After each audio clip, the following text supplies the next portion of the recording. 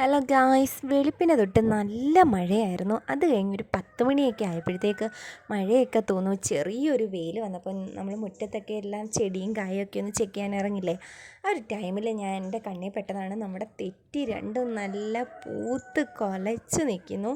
നല്ല റെഡ് കളറുമാണ്, ഒരുപാട് പൂവ് അതിനകത്തുണ്ട്. ഞാനിങ്ങനെ ഇത്രയും പൂവിൽ കണ്ടിട്ടില്ല. ഇതൊരു സീസണാണെന്ന് തോന്നുന്നു. ഇത് തെറ്റിയുടെ സീസണായിരിക്കും.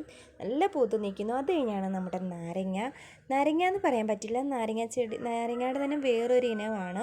ഇതിൽ നമുക്ക് ലൈമൊക്കെ ഉപ്പിട്ടൊക്കെ ലൈം അടിച്ച് കുടിക്കുകയൊക്കെ ചെയ്യാം. അതുപോലെ തന്നെ ഇത് പഴുത്ത് കഴിയുമ്പോൾ ഉപ്പും മുളക് പൊടിയൊക്കെ ഇട്ട് കഴിക്കാം. നല്ലതാണ്. ഇതിന് പ്രത്യേകിച്ച് സീസണൊന്നുമില്ല.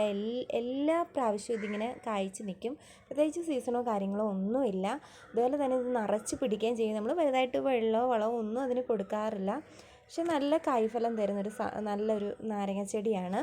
അപ്പോൾ അത് കഴിഞ്ഞിട്ടാണ് നമ്മുടെ ഡ്രാഗൺ ഫ്രൂട്ടിലോട്ട് പോകുന്നത്. ഡ്രാഗൺ ഫ്രൂട്ട് ഇന്ന് നല്ല പഴുത്ത് നിൽപ്പുണ്ട്. എന്തായാലും വൈകിട്ടാകുമ്പോഴത്തേക്ക് ഇത് പിച്ചണം. ഒരു 5 ഡ്രാഗൺ ഫ്രൂട്ടെങ്കിലും നമുക്ക് നല്ലതായിട്ട് പഴുത്ത് നിൽപ്പുണ്ട്. ഇത് കുറേ നാളിങ്ങനെ മുട്ട് വന്ന് അങ്ങ് അടർന്ന് പോയിക്കൊണ്ടിരുന്നതാണ്. കുറേ നാളിങ്ങനെ കായ്ക്കാതിരുന്നു. ഇപ്പോൾ ഒരു 2-3 മാസം കൊണ്ട് ഒരു 10-20 എണ്ണമെങ്കിലും നമുക്ക് ഡ്രാഗൺ ഫ്രൂട്ട് കിട്ടിക്കാണും.